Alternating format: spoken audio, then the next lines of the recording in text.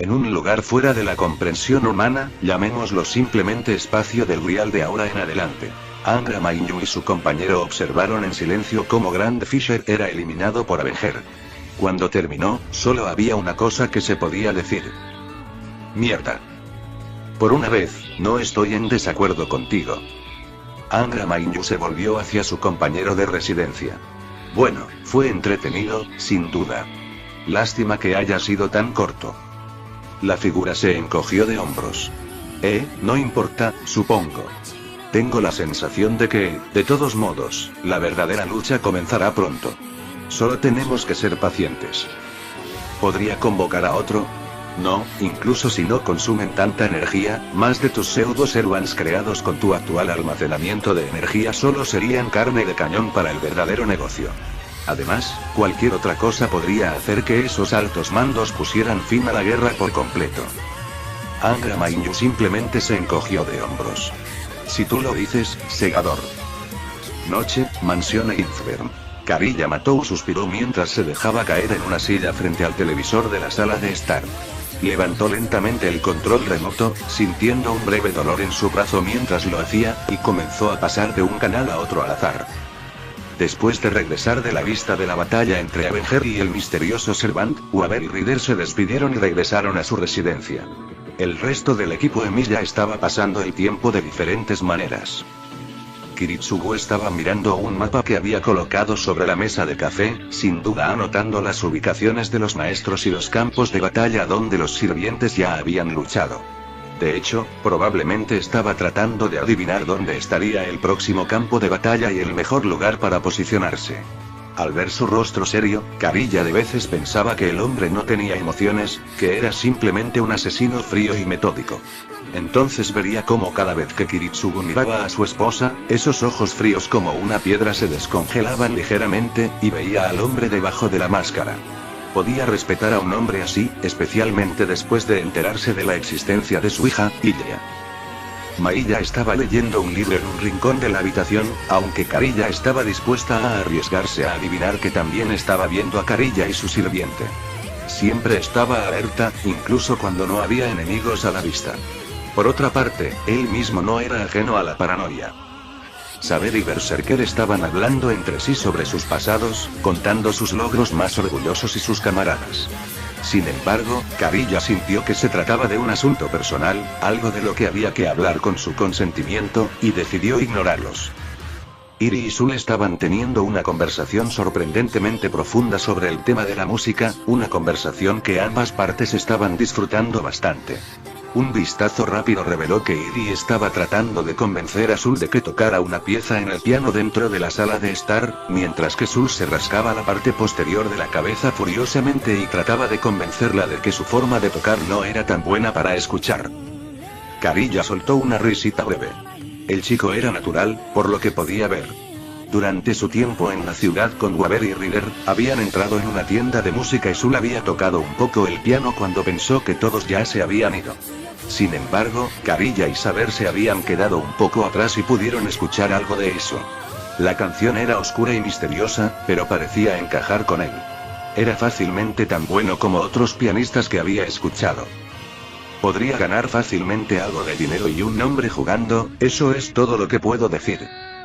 El buen humor de Carilla, sin embargo, se disipó cuando llegó al canal de noticias, justo a tiempo para el último incidente. La policía local ha encontrado lo que parece ser la ubicación del escondite del asesino. Un barrido aleatorio de los alrededores y ver a varias personas cuyas descripciones coinciden con las de varias personas desaparecidas hoy fue lo que les avisó. Los rehenes han sido asegurados, pero solo ha habido una víctima confirmada. Carilla se detuvo cuando vio aparecer la foto de la chica en la pantalla. No puede ser. Rin Tosaka, de 8 años, hija de una de las familias más respetadas de Fuyuki, fue encontrada con una muñeca rota, pero por lo demás resultó ilesa.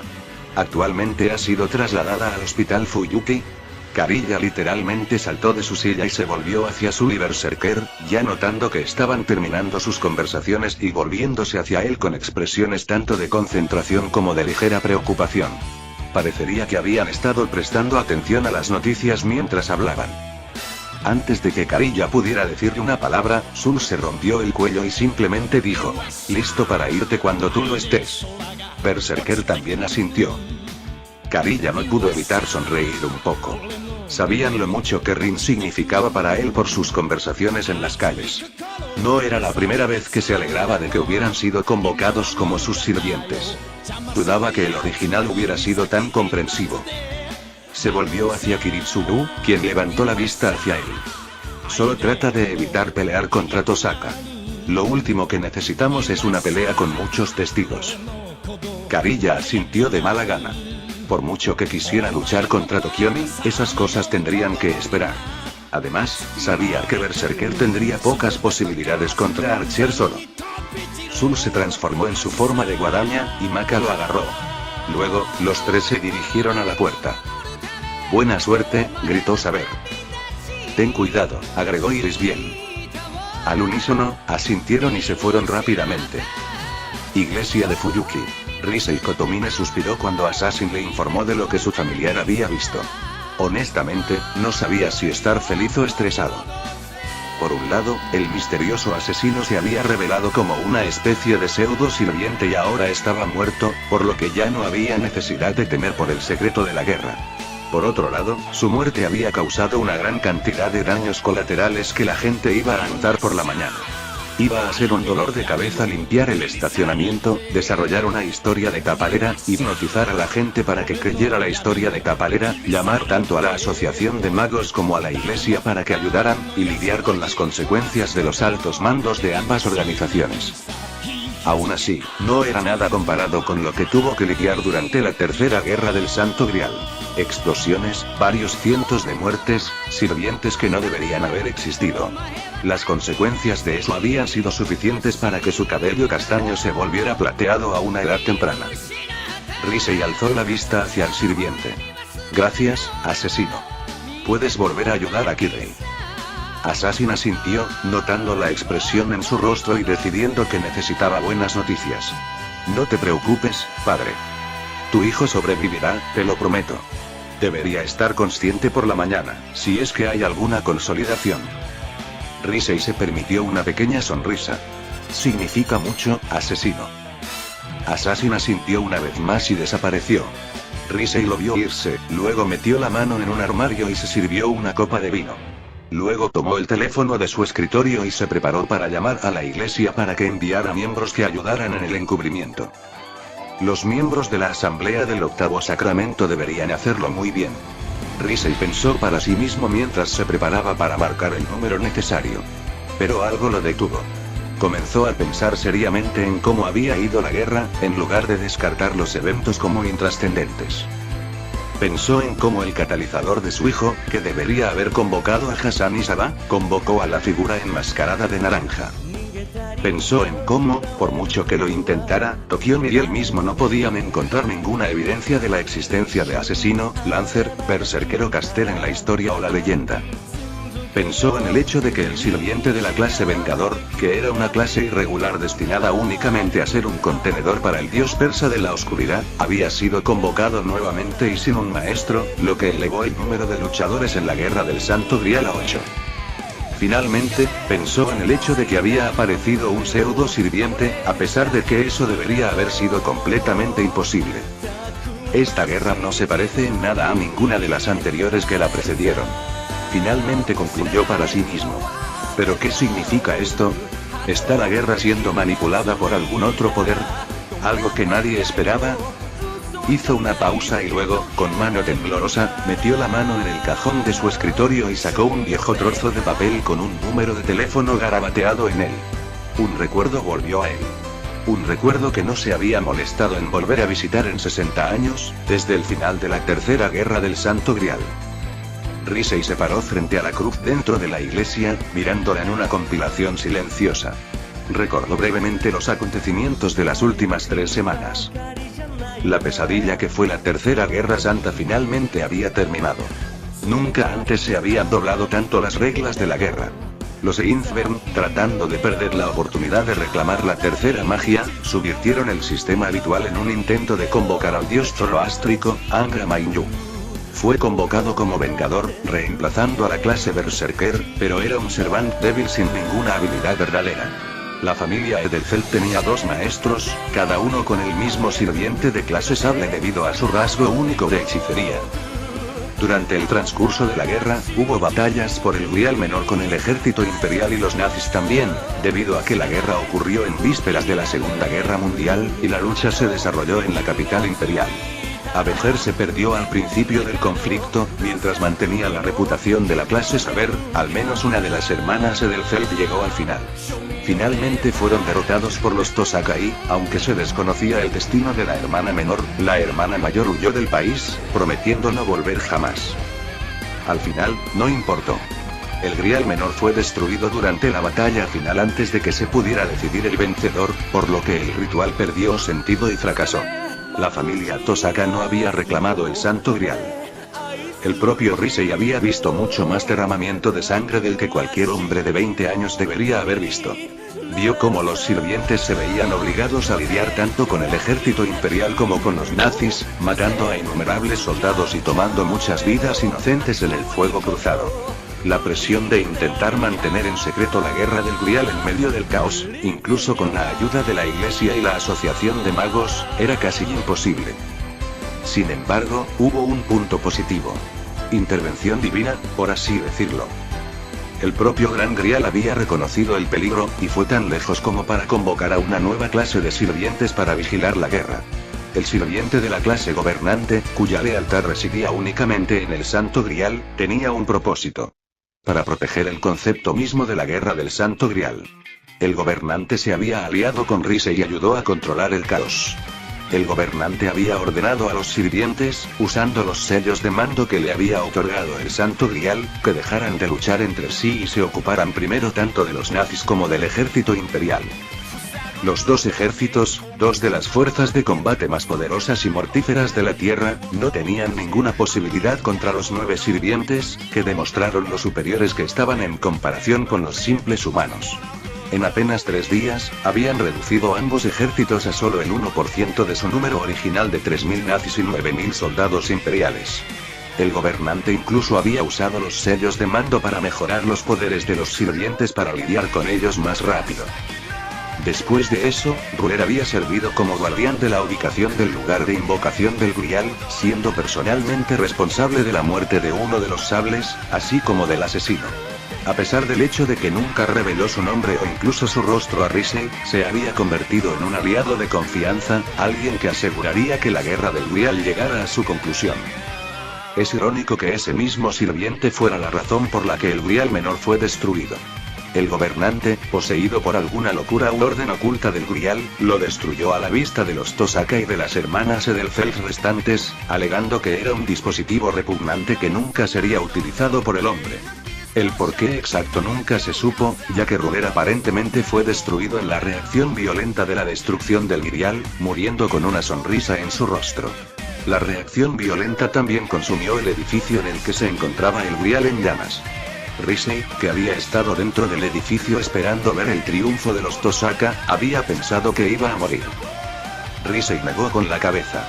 Habría muerto también ese día, si un hombre misterioso no lo hubiera salvado. El hombre llevaba algún tipo de abrigo gris y traje blanco, con un sombrero de fieltro gris. Había sido de mediana edad, tal vez de 30 años, pero eso no le impidió sacar a Risei del edificio en llamas causado por la destrucción del Grial como si no pesara nada. ¿Te estás preparando para irte?, gritó una voz familiar, sacándole de sus pensamientos. Ah, habla del diablo. Risei se volvió hacia el hombre, que acababa de entrar en la iglesia. Todavía se veía exactamente igual que ese día, la única diferencia era que se había quitado el sombrero y se podían ver sus rasgos faciales y su cabeza. Era un hombre alto, y parecía de unos 30 años, como Risei había calculado.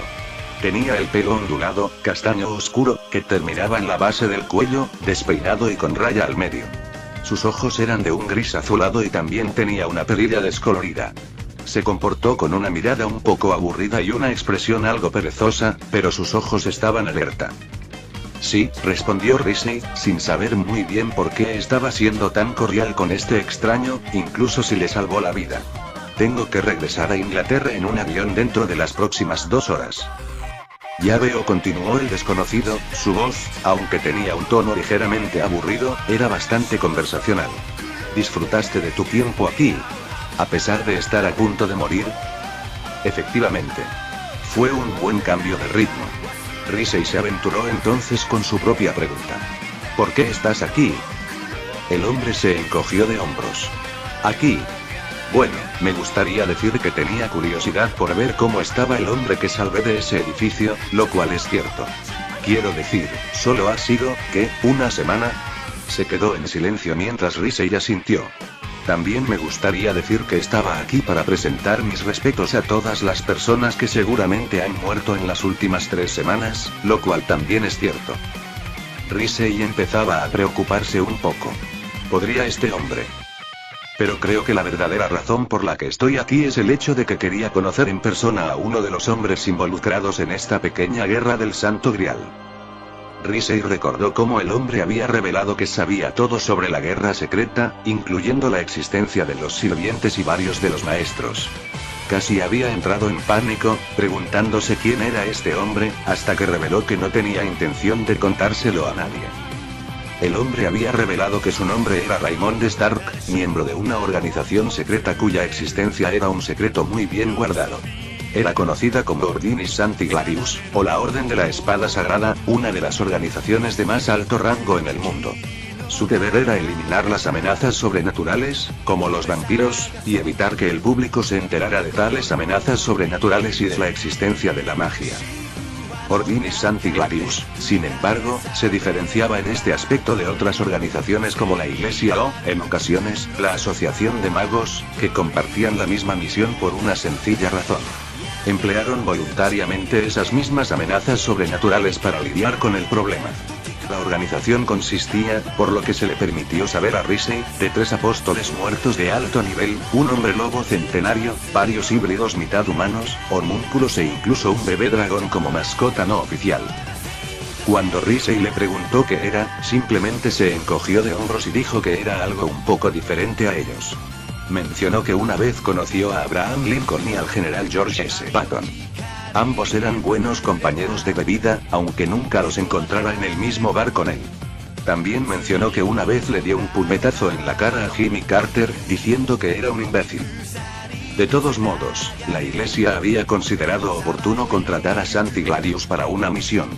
Como resultado, Gladius había enviado a Stark a Fuyuki para averiguar qué demonios había estado pasando con la guerra. En cuanto a por qué fueron elegidos, no había ningún grupo con un mayor nivel de recomendación para situaciones como estas, y estaban dispuestos a hacer la mayoría de las cosas por el precio correcto, o incluso ocasionalmente sin precio. Además, Gladius tenía profundas conexiones tanto con la iglesia como con la asociación de magos, por lo que eran los intermediarios perfectos para un tema tan explosivo. Al no ver otra opción, Risei había accedido de buena gana, contándole todos los eventos que habían ocurrido. Después de que terminó, Stark le dijo que nunca debía hablar de reunirse con él y con nadie, y también le dijo que tenía suerte de que no se le hubiera ordenado atar cabos sueltos. Sin embargo, antes de irse, Stark le dio ese pedazo de papel, diciéndole que llamara a ese número si algo así volvía a surgir. Risei echó un vistazo al número al que nunca había pensado que llamaría. Incluso ahora, pensando en el encuentro, todavía no estaba seguro. Ese hombre, Raymond Stark, había logrado ponerlo nervioso de una manera extraña. Era casi como si exhibiera una sensación de presión que parecía presionar a la gente. Sabía que no debía llamar a Tokiomi, que sin duda se dirigía al hospital al que habían llevado a su hija Rin por sus heridas. Al parecer, el hombre había sido informado por su esposa, que había visto las noticias en la televisión, que Risei no había sintonizado esa noche. Sabía que Tokiomi necesitaba tiempo a solas. Kirei todavía se estaba recuperando, y no confiaba en Archero Assassin con esa información. No, la decisión tendría que ser solo de Risei. Y sabía que la seguridad de los ciudadanos inocentes de Fuyuki, y el secreto de la guerra y la magia, tenían que ser preservados por encima de todo.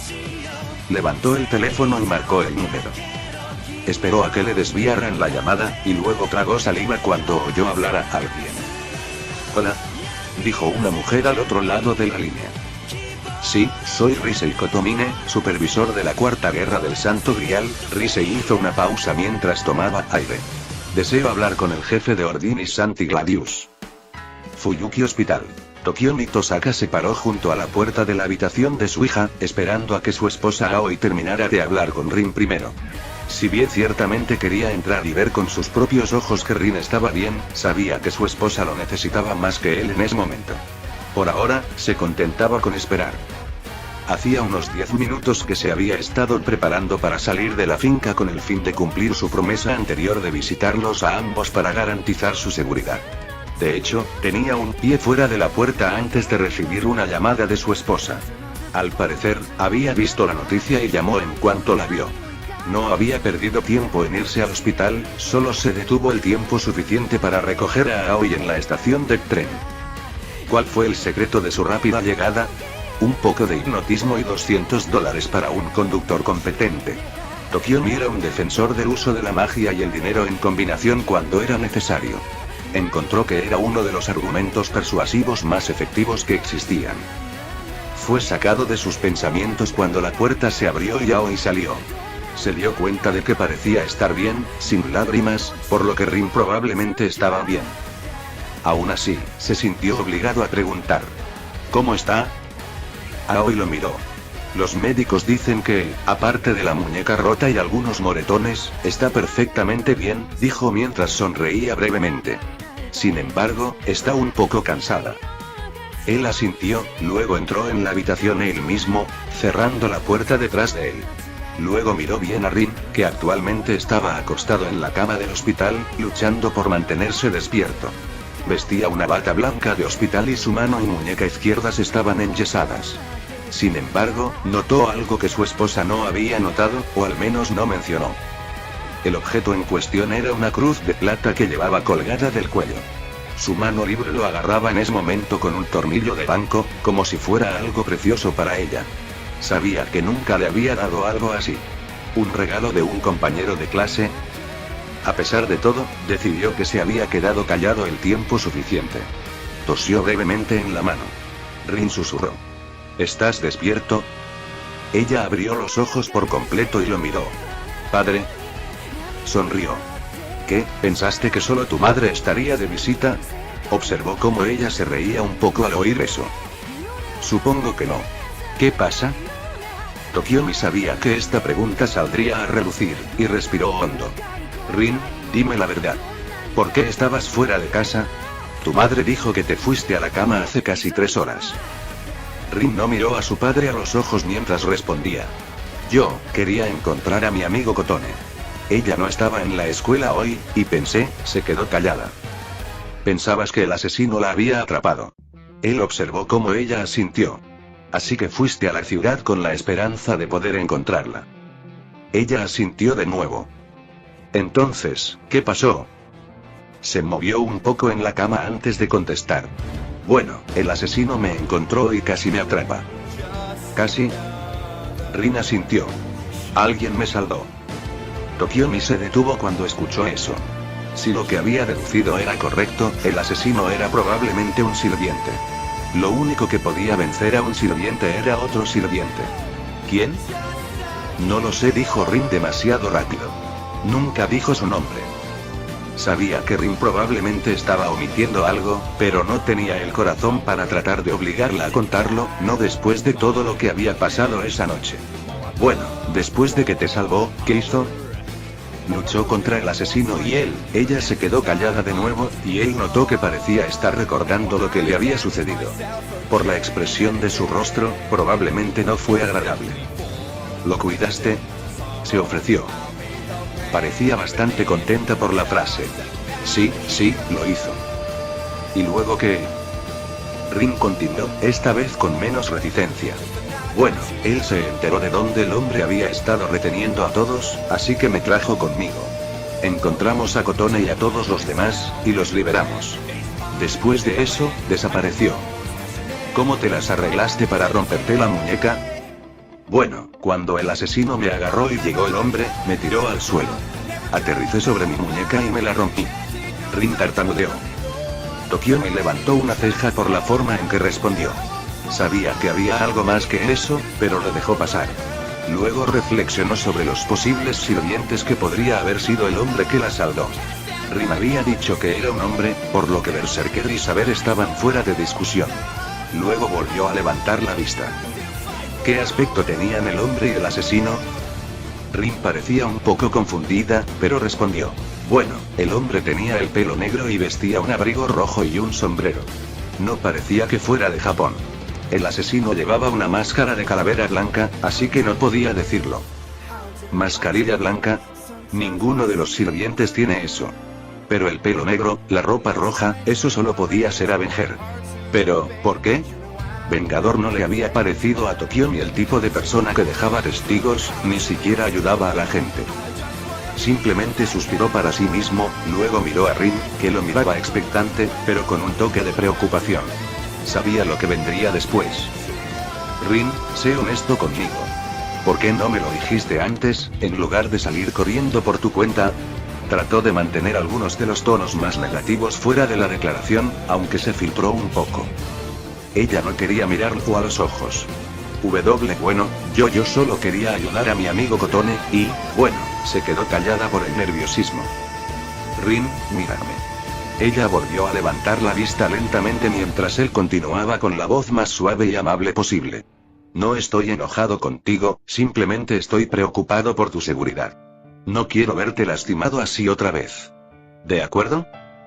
Observó atentamente su expresión y su lenguaje corporal.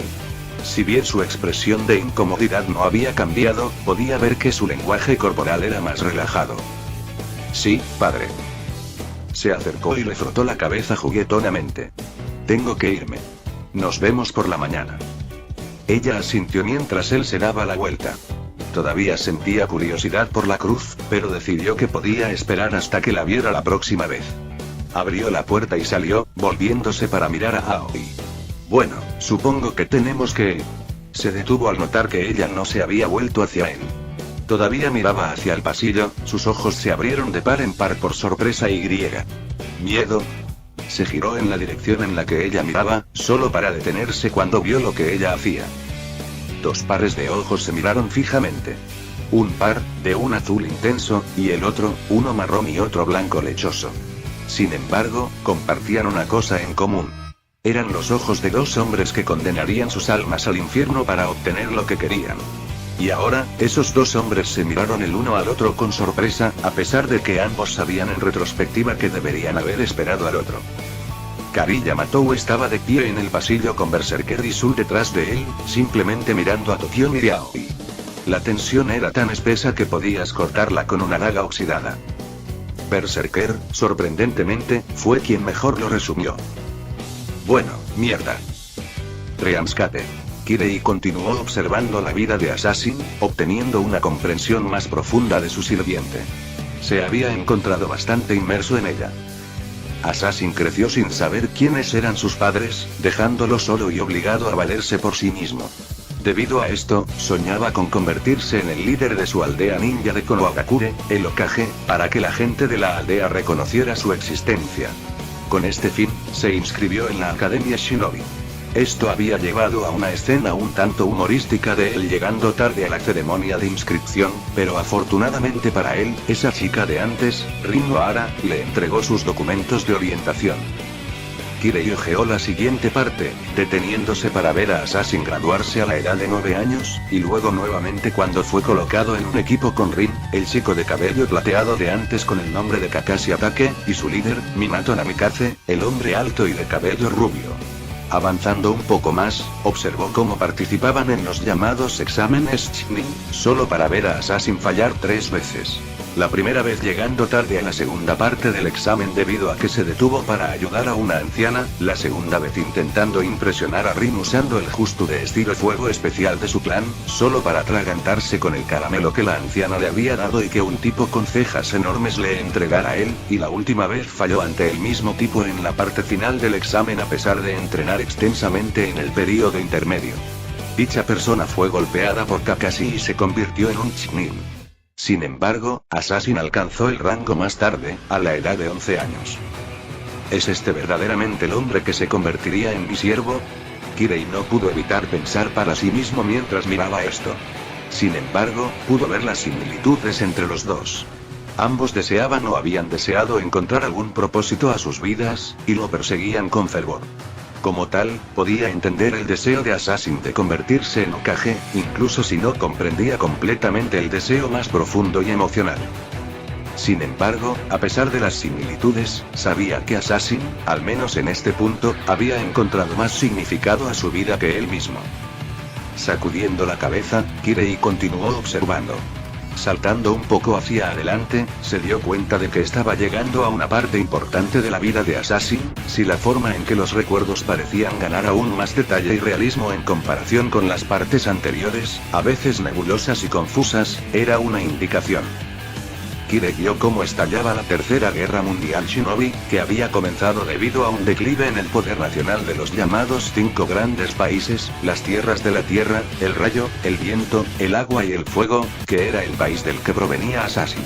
Las escaramuzas con naciones más pequeñas a lo largo de las fronteras de los 5 estallaban constantemente.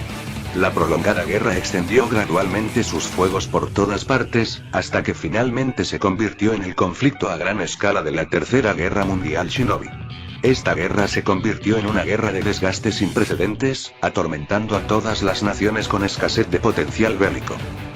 Durante este tiempo, Kakashi fue puesto a cargo del equipo Minato para una misión para destruir el puente Kanabi, lo que impediría que Iwagakure, la aldea oculta de la Tierra, usara Kusarakure, una aldea ninja menor, como punto de alivio. Antes de comenzar la misión, Minato y Rin le dieron regalos a Kakashi, un kunai y un botiquín, para celebrar su ascenso a Chunin. En cuanto a Obito, no tengo nada que darte. Nada. La respuesta de Kakashi fue un encogimiento de hombros despreocupado. Bueno, está bien. De todos modos, me darías un poco de basura, dijo mientras lo miraba con una mirada desinteresada. Mejor nada que una carga inútil. Eso provocó una respuesta divertida.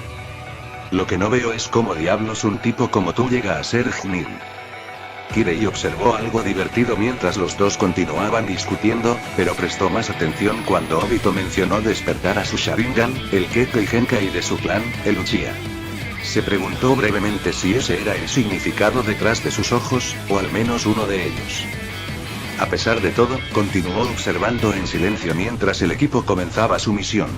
Observó cómo Kakashi usaba un ninjutsu especial, que había aprendido que era esencialmente el equivalente de la magia en su mundo, aunque obviamente era diferente en varios aspectos, llamado Chidori, que usó contra un ninja Iwagakure enemigo que encontraron.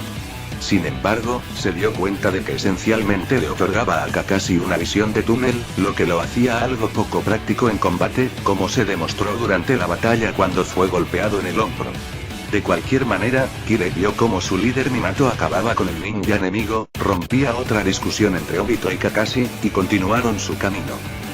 Esa noche, Kirei vio cómo Minato le contaba a Obito sobre el padre de Kakashi, Sakumo, quien era conocido en todo el mundo como el colmillo blanco de Konoha. A pesar de su fama, se suicidó después de que la aldea lo menospreciara por rescatar a sus compañeros de equipo en lugar de completar su misión, lo que provocó que Kakashi adoptara su actitud estricta y su adhesión a las reglas de ser un shinobi, que dictaban que nunca se debía permitir que la emoción interfiriera con la finalización de una misión. Obito, por favor, entiéndelo, aunque sea un poco, terminó Minato mientras miraba fijamente la forma dormida de Kakashi. Kakashi tiene buenas intenciones. A la mañana siguiente, Minato se separó del resto del equipo y se fue al frente. Los tres restantes continuaron su camino, con Obito tomando en serio el consejo de su maestro y aceptando a Kakashi como líder. Sin embargo, como Kirei vio rápidamente, esa decisión sería cuestionada. El equipo fue emboscado por dos ninjas Iwagakure más, que lograron, a pesar de los esfuerzos de los dos chicos, secuestrar a Rin. Obito inmediatamente intentó seguirlos. Kakashi decidió abandonar a Rin, creyendo que era más importante terminar la misión antes de preocuparse por su seguridad. Obito, como Kirei sabía y confirmó que sería, era, menos que complacido. Cada vez que nos herían, Rin nos salvaba la vida con su ninjutsu médico. Sin ella, habríamos muerto hace mucho tiempo. Por supuesto, era su trabajo. Incluso Kirei sabía que eso era lo incorrecto que debía decir. Obito golpeó a Kakashi en la cara con su puño izquierdo, lo que envió al receptor al suelo. Lo vi venir. Kirei pensó para sí mismo. ¿Sabes? He decidido, no me gustas. Te guste o no, yo soy el líder, respondió Kakashi mientras se levantaba. Todavía tienes que escuchar mis órdenes. Luego miró a Obito directamente a los ojos. Un shinobi necesita herramientas adecuadas para la misión que tiene entre manos. La emoción es solo una carga inútil. Obito se quedó en silencio mientras miraba a Kakashi. ¿De verdad lo dices en serio? ¿Honestamente piensas de esa manera? Era capaz de sacar todo eso sin que se le quebrara la voz. Kakashi se quedó en silencio durante un largo momento. Kirei observó, sorprendiéndose incluso a sí mismo con lo profundamente interesado que estaba en esta conversación. Sí, yo sí. Kirei observó cómo Obito se alejaba con ira y disgusto. Está bien, tú y yo no podríamos estar de acuerdo de todos modos. Voy a salvar a Rin. No entiendes. Kakashi gritó tras él. ¿No sabes lo que les pasa a los que rompen las reglas? Kirei observó, sabiendo instintivamente que lo que Obito dijera a continuación sería crucial para la forma en que esto terminaría finalmente. Lo sé, y eso es lo que convirtió al Colmillo Blanco en un verdadero héroe. Kakashi estaba atónito, y Kirei observó con los ojos ligeramente entrecerrados mientras escuchaba embelesado las siguientes palabras de su sirviente.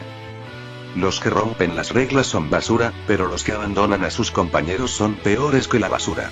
Si me van a llamar basura de cualquier manera, prefiero romper las reglas.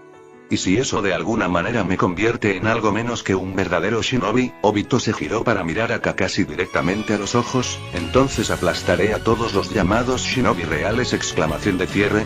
Con eso, los dos tomaron caminos separados. Kirei sabía que se acercaba rápidamente a ese momento crucial en la vida de su sirviente, el momento que lo convertiría en el hombre que era ahora. Me pregunto, ¿fracasó al final? ¿Para salvarla? De cualquier manera, Kirei continuó observando cómo Obito finalmente encontró el escondite de los dos ninjas enemigos. Sin embargo, cuando se le ocurrió un plan de ataque, uno de ellos, el que logró secuestrar a Rin, se puso detrás de él usando una especie de camuflaje justo. Se derramó sangre, pero no era la de Obito. Era del enemigo, y la espada pertenecía a Kakashi, que había hecho su entrada de una manera dramática. ¿Por qué no me sorprende? Kirei se preguntó brevemente a sí mismo. Kakashi, Obito logró tartamudear. ¿Por qué? Su compañero de equipo le dirigió una breve mirada. Mira. No puedo dejar esto en manos de un ninja llorón como tú, ¿verdad? Kirei parpadeó. Realmente no es un buen mentiroso, ¿verdad? Sin embargo, la suerte rápidamente iría en su contra, ya que Kakashi interceptó un ataque que de otro modo habría sido fatal contra Obito, pero perdió su ojo izquierdo en el proceso. Sin embargo, Obito, para salvarlo, despertó su Sharingan por primera vez, lo que le permitió ver a través del camuflaje del enemigo y matarlo. Cuando Kirei lo miró bien, se dio cuenta de que era el ojo derecho de Obito, solo que con 2 Tomore en lugar de 3. Kakashi vendó su ojo, y Eri y Obito se acercaron a la cueva para salvar al debilitado Rin de Katen, el ninja Iwagakure restante. Usando sus habilidades y trabajo en equipo, y el nuevo Sharingan de Obito, golpearon a Katen en el hombro y salvaron a Rin. Sin embargo, el enemigo se negó a dejarlos escapar, y procedió a usar un justo especial para colapsar toda la cueva. Kirei observó cómo los 3 jóvenes ninjas intentaban escapar, pero se dio cuenta de que Kakashi no estaba acostumbrado a su nuevo punto ciego e instintivamente supo lo que sucedería a continuación. Miró hacia las rocas que caían y eligió una. ¿Será ese? Fiel a su predicción, dicha roca estaba directamente en el punto ciego de Kakashi, y estaba cayendo directamente sobre ella. Obito también se dio cuenta y corrió en ayuda de su compañero de equipo. 3 cosas sucedieron a la vez. Kakashi miró hacia arriba, notando demasiado tarde la roca que caía. Obito empujó a Kakashi fuera del camino de dicha roca. Dicha roca se desplomó sobre Obito en su lugar, aplastando por completo todo su lado derecho. Kirei hizo una mueca, llevando su brazo derecho a su propio lado izquierdo, que en ese momento estaba palpitando. Sabía de primera mano lo mucho que debía haberle dolido. Kakashi y Rin se arrodillaron junto a su camarada caído, aunque Kirei se dio cuenta de que sabían que no podían salvarlo. Kakashi comenzó a romper a llorar, afirmando que nada de esto habría sucedido si hubiera escuchado antes, que no era digno de ser un líder. A pesar de esto, Obito fue, sonriente. Kakashi, Obito graznó, la sangre goteando de su boca mientras hablaba. Lo había olvidado por completo, yo era el único que no lo hizo. ¿Te doy un regalo? Kirei observó cómo Obito le dijo a Rin que se quitara el ojo izquierdo, que había escapado del daño de la caída, y se lo ofreció, junto con su Sharingan, a Kakashi, alegando que era un regalo final y un regalo tardío para su ascenso a Chunin. Vio cómo Obito le daba a Kakashi su último adiós, diciéndole que, sin importar lo que pensaran los demás, era un gran ninja. Estoy a punto de morir, pero me convertiré en tu ojo, y ver el futuro contigo. Kirei vio cómo el trasplante era exitoso, y Kakashi usó su nuevo ojo para ayudarlo a acabar con Kaku. Sin embargo, llegaron más ninjas y Wagakure y causaron un nuevo derrumbe, lo que obligó a Kakashi y Rin a abandonar a Obito a su suerte. Sin embargo, como Kirei vio, los únicos pensamientos de Obito eran el hecho de que pudieron escapar. Por fin pude, vinculación, con Kakashi, siguió pensando mientras las rocas se cerraban a su alrededor. Al final, no pude decírselo a Rin, lo que sentía por ella. Espero, podríamos haber seguido juntos, más tiempo. Las rocas lo aplastaron por completo, y Kirei conoció el olvido. Kirei jadeó cuando se despertó, dándose cuenta al instante de que todavía no podía sentir su lado izquierdo o ver a través de su ojo derecho. Entró brevemente en pánico, todavía tambaleándose por lo que sentía que era la muerte de su sirviente. No temas, dijo una voz en voz baja. Estás a salvo, maestro Kirei. La voz, que Kirei reconoció como la de Assassin, era como un cubo de agua helada en su cabeza.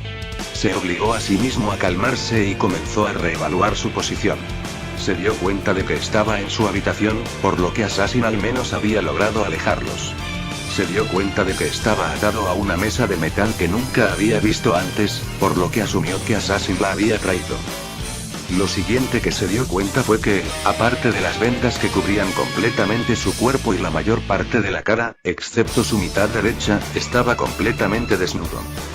Asesino graznó, dándose cuenta de lo sediento que estaba por la forma en que se le quebró la voz. ¿Qué pasó? Assassin caminó hacia adelante, llevando un vaso de agua que colocó lentamente en la mano derecha de Kirei. Kirei estaba feliz de ver que su brazo derecho todavía funcionaba correctamente, ya que era capaz de levantar la taza hasta su boca sin ninguna ayuda. Bueno, después de que te desmayaste, te llevé de regreso aquí. Todo tu lado izquierdo quedó completamente destruido internamente por la herida de bala que recibiste de Miya, continuó Assassin en un tono profesional. Para salvarte la vida, me vi obligado a tomar algunas medidas necesarias. Kirei sabía a qué se refería con eso. Entonces, ¿me estás diciendo que la razón por la que no puedo sentir mi lado izquierdo? Assassin asintió. Es un resultado directo de la cirugía que tuve que realizar para salvarle la vida. He reconstruido todo tu lado izquierdo con la misma sustancia que compone mi propio lado derecho. Hizo un vago gesto hacia su costado, luego hacia Kirei. Su cuerpo todavía se está adaptando a los efectos de la cirugía, por lo que no será hasta la mañana que pueda comenzar a sentir de nuevo. Kirei asintió, pero todavía estaba confundido. ¿Es así como sobrevivió al derrumbe? Parece imposible, pero no tiene ni de lejos la edad que tenía cuando sucedió. Pero, ¿quién podría haberlo hecho? En voz alta, preguntó. ¿Pero qué pasa con mí? En cuanto a tu ojo izquierdo, dijo Assassin, esta vez con un dejo de aprensión en su voz. Me implanté uno de mis ojos místicos. Al ver que el ojo derecho de Kirei se abría en estado de shock, se explayó. Normalmente, esto sería imposible, siendo capaz de injertar efectivamente partes de un sirviente a un humano. Sin embargo, gracias al hecho de que más de la mitad de tu cuerpo ahora está compuesto literalmente de material de sirviente, que crecí para poder vincularme con otras criaturas, puedes usar el poder de mis ojos místicos e incluso algunas de mis técnicas, aunque serán una simple imitación de la cosa real. Tus propias habilidades mágicas se mejorarán, debido a la implantación, al nivel de un mago maestro, si entrenas adecuadamente. Kirei se quedó estupefacto. Su sirviente le había concedido literalmente un poder que, si se cultivaba adecuadamente, pocos en este mundo serían capaces de igualar. ¿Pero por qué? ¿Por qué Assassin haría todo lo posible para concederle esto? Simplemente reparando su cuerpo, podía entender, pero implantando sus ojos místicos. Assassin notó la mirada y simplemente se rió. No puedes creerlo, ¿verdad? ¿Por qué lo hice? Sin duda te estarás preguntando. Una vez más se quitó la máscara, y Kirei lo miró fijamente a la cara, dándose cuenta de que las cicatrices en la mitad izquierda de su cara eran sin duda del derrumbe. Es porque veo potencial en ti, Kirei Kotomi. Quiero ver cuál sería tu deseo para el Grial, y quiero que veas quién eres realmente. Durante demasiado tiempo he visto a la gente negar su verdadera naturaleza hasta el amargo final, y yo fui una de esas personas. Volvió a ponerse la máscara. Quiero que seas fiel a tu naturaleza. Después de todo, se ha dicho que estos ojos son capaces de ver la verdad. Se dio la vuelta. Además, el hecho de que esto vaya más que igualar el campo de juego contra Kiritsugu debería ser razón suficiente, incluso si no estás de acuerdo con mis otras razones. Kirei se quedó en silencio mientras Assassin se alejaba, y luego se atrevió a preguntar. Asesino gritó. ¿Qué pasó después del derrumbe en el puente de Kanabi? Assassin se detuvo y no respondió durante más de un minuto. Finalmente, miró brevemente hacia atrás. Yo viví, y luego fui condenado al infierno. Luego se dio la vuelta y salió de la habitación. Así que sobrevivió, pensó Kirei para sí mismo mientras comenzaba a sentir que la inconsciencia se apoderaba de él de nuevo. Sentía un inusual impulso de curiosidad al pensar en lo que había visto en los recuerdos, en lo que vería a continuación y en la nueva serie de poderes que esperaban su atención para dominar. ¿Pero qué quiso decir con ser condenado al infierno? Fuyuki Hospital. Kariya y Tokiomi se miraron fijamente desde el otro lado del pasillo como lobos rivales por una presa. Sus miradas, sin embargo, tenían diferentes emociones. Los ojos de Tokiomi se llenaron de sorpresa por la condición de Kariya, así como de confusión. Había tenido la impresión de que los Matou habían decidido abandonar esta guerra del Grial y esperar a la siguiente, ya que aparentemente no había ninguno con la habilidad suficiente para luchar eficazmente a tiempo para la corriente. Por la presencia de Kariya aquí y la marca en su mano. Sin embargo, obviamente había pasado por el aro para prepararse a tiempo. Todo lo cual, si la forma en que se veía era una indicación, había tenido un alto costo en su cuerpo. ¿Pero por qué? Tokiomi pensó que estaría cuidando a Sakura, así que ¿por qué estaba en la guerra? De todos modos, no permitió que se mostrara su confusión. Apenas te reconocí, Kariya Matou dijo al fin, aprovechando que no había nadie más en la sala para escucharlos. Pensé que le habías dado la espalda a la hechicería, pero pensar que obviamente llegarías tan lejos para obtener el Grial. Los ojos de Kariya, por otro lado, se fueron llenando lentamente de ira y repugnancia. Este hombre, Magus, era la razón por la que Sakura estaba sufriendo incluso ahora en la cámara de gusanos de Matou. Este hombre era la razón por la que lo había tirado todo, incluida la oportunidad de seguir viviendo, para salvarla. Si no fuera por la combinación de los hechos de que estaban en un hospital público con testigos, que Aoi y Rin estaban allí, que Berserker y Suya habían tenido una pequeña charla con él sobre esto, y el conocimiento de que Tokiomi podría aplastarlo por completo en una pelea, Kariya habría sacado sus gusanos afilados en ese momento y habría atacado. Se conformó con su propia réplica. Bueno, si no es el gran Tokiomi Tosaka, respondió con un toque de burla. La verdad es que no debería haberme sorprendido verte aquí, aunque esperaba que ya te hubieras ido. Aoi, que se había sorprendido por la apariencia de Kariya, finalmente encontró su voz. ¿Kariya? ¿Eres realmente tú? Kariya miró hacia ella, dejando que el odio que sentía se desvaneciera brevemente mientras la miraba. Dios, puede que solo hubiera pasado un año desde la última vez que la vio, pero aún así se encontró brevemente hechizado por el amor de su vida. Sí. Ha pasado un tiempo, Aoi trató de hacer que sonara como una broma, pero no encajaba del todo con el estado de ánimo. Supongo que estás aquí por Rin, dijo Tokiomi, volviendo al grano. Kariya le devolvió la mirada, su anterior buen humor se evaporó. Sí, lo estoy. Creo que se me permite eso, ¿verdad? Detrás de él, Berserker y Sul se tensaron, ambos listos para proteger a Kariya y sacarlo de allí si todo se iba al infierno.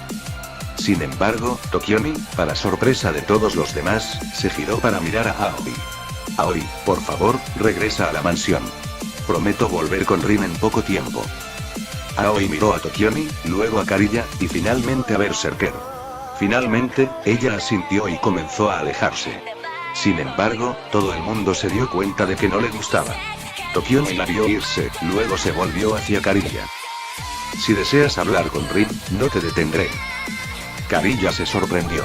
¿Lo iba a dejar entrar en la misma habitación que su hija? Había esperado más de un desafío, tal vez una amenaza. Tokiomi se dio cuenta de su confusión. Sean cuales sean tus sentimientos hacia mí, sé que nunca harías daño a Rin. Ella significa demasiado para ti. Eso debería ser suficiente seguro.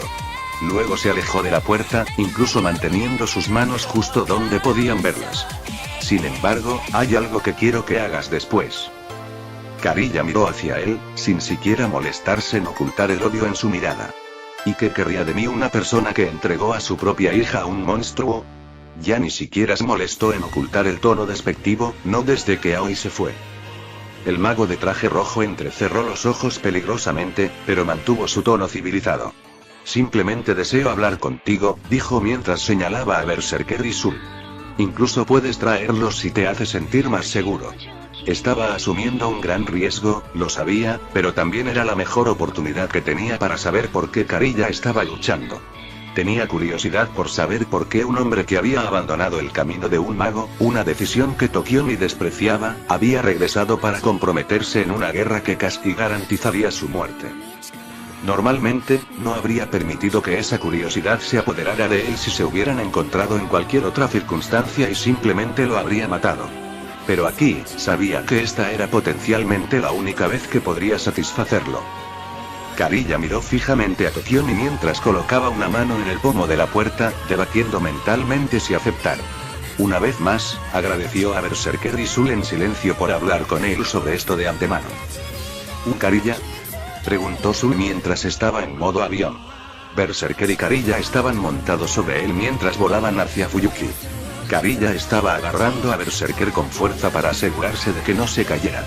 Gracias a Dios por el hecho de que era mucho más fuerte de lo que parecía. ¿Te importa si te pregunto algo? ¿Sí? Sé que Rin realmente significa mucho para ti, y entiendo completamente el hecho de que quieras verla, pero ¿qué vas a hacer si Tokiomi también está allí?, preguntó Sul. Quiero decir, probablemente no nos atacará al aire libre, pero ¿qué vas a hacer si lo ves? Kariya lo miró. ¿A qué te refieres? Berserker miró por encima del hombro. Creo que quiere decir que tiene miedo de que lo pierdas en el momento en que lo veas y trates de atacar, independientemente de lo que diga Kiritsugu. Kariya se quedó en silencio mientras lo digería. No negaría que su primer instinto sería atacar a Tokiomi en el momento en que lo viera, pero sabía que no debía poner en peligro la seguridad de Rin. No te preocupes, no lo haré. Berserker no parecía completamente convencido, y Sul, no podía saberlo con Sul en forma de guadaña a menos que vieras su ojo, que en ese momento era invisible.